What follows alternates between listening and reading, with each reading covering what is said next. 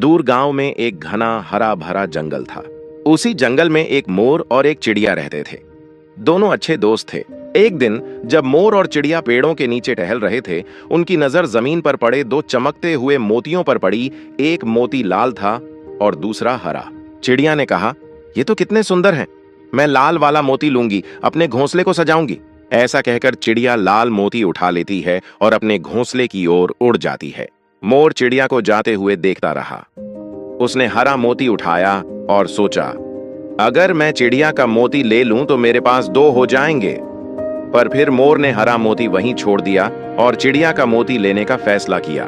मोर चिड़िया के घोंसले के पास जाता है, उसे नीचे बुलाता है और अपना लाल मोती दिखाने के लिए कहता है। चिड़िया अपने घोंसले में जाती है और वहां से लाल मोती लेकर मोर के सामने बड़ी खुशी से रख देती है।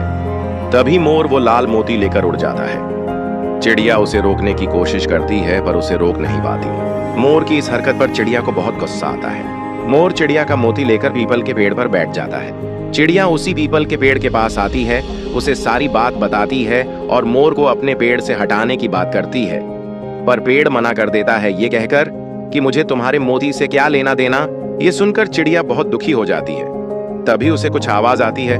वो एक लकड़हारा था जो जंगल में लकड़ियां काट रहा था। चिड़िया वहां जाती है और सारी बात बताकर पेड़ को काटने के लिए कहती है, लेकिन लकड़हारा मना कर देता है, ये कहकर कि तुम्हारे मोती के लिए मैं पीपल का पेड़ नहीं काट सकता। चिड़िया निराश होकर राजा के दरबार में जाती है और उन्हें सारी बात बताकर लकड़हारे को दंड देने की बात करती है। पर राजा भी लकड़हारे की बात को सही मानते हैं और कहते हैं कि तुम्हारे एक मोती के लिए पीपल का पेड़ नहीं काटा जा सकता। ये सुनकर चिड़िया बहुत गुस्सा हो जाती है और रानी से शिकायत करने की बात करती है। चिड़िया रानी के पास जाती है और सारी बात बताकर राजा से रूठने की बात करती है। लेकिन रानी गुस्सा होकर कहती है, मैं तुम्हारे मोती के लिए राजा से नाराज नहीं होऊंगी।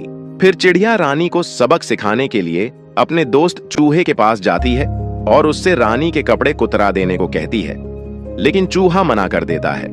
चिड़िया वहां से उड़ जाती है और कहती है, मैं तुम्हारी शिकायत बिल्ली से करूंगी। चिड़िया बिल्ली के पास जाती है और चूहे को खाने के लिए कहती है, लेकिन बिल्ली उसकी बातों पर ध्यान नहीं देती। चिड़िया गुस्से में वहां से चली जाती है और कहती है, मैं तुम्हारी शिकायत कुत्ते से करूंगी। चिड़िया सिर झुकाकर कुत्ते से मदद मांगती है और बिल्ली को सबक सिखाने को कहती है, लेकिन कुत्ता भी मना कर देता है। चिड़िया वहां से निराश होकर अपने दोस्त चींटी के पास जाती है और रोते रोते सारी बात बताती है। तब चींटी कहती है, मैं तुम्हारी मदद करूंगी और तुम्हें तुम्हारा मोती दिलवा के रहूंगी। फिर चींटी अपने साथियों के साथ मिलकर एक सेना बनाती है और कुत्ते पर हमला कर देती है। कुत्ता उनसे रुकने की गुहार लगाता है। चींटियां रुकती हैं और कुत्ते से कहती हैं कि वो चिड़िया की मदद करे। फिर कुत्ता मान जाता है और बिल्ली के पास जाकर उसे धमकी देता है, अगर तूने चिड़िया की बात नहीं मानी तो मैं तुझे खा जाऊंगा। बिल्ली भागकर चूहे के पास जाती है और कहती है, अगर तूने चिड़िया की मदद नहीं की तो मैं तुझे खा जाऊंगी। फिर चूहा भी रानी के कमरे में जाकर उसके कपड़े कुतरने लगता है और कहता है, अगर आपने चिड़िया की बात नहीं मानी तो मैं आपके सारे कपड़े खा जाऊंगा। फिर रानी राजा के पास जाकर कहती है, अगर आपने चिड़िया की बात नहीं मानी तो मैं आपसे नाराज हो जाऊंगी और आपसे बात नहीं करूंगी। रानी के दबाव में आकर राजा लकड़हारे को पेश करने का हुक्म देता है। फिर लकड़हारे के आते ही उसे डांटते हुए कहता है, जैसे चिड़िया कह रही है वैसे ही करो, वरना मैं तुम्हें दंड दूंगा। लकड़हारा पेड़ के पास जाता है और कहता है, आज मैं तुम्हें काट दूंगा क्योंकि तुमने चिड़िया की बात नहीं मानी और मोर को नहीं भगाया। ये सब सुनकर मोर डर जाता है और लकड़हारे से कहता है, ये पेड़ मत काटो, मैं चिड़िया को उसका मोती वापस कर दूंगा और उससे माफी मांग लूंगा। फिर मोर चिड़िया के पास जाकर उसका लाल मोती लौटा देता है और कहता है, मुझे माफ कर दो। फिर वहां से चला जाता है।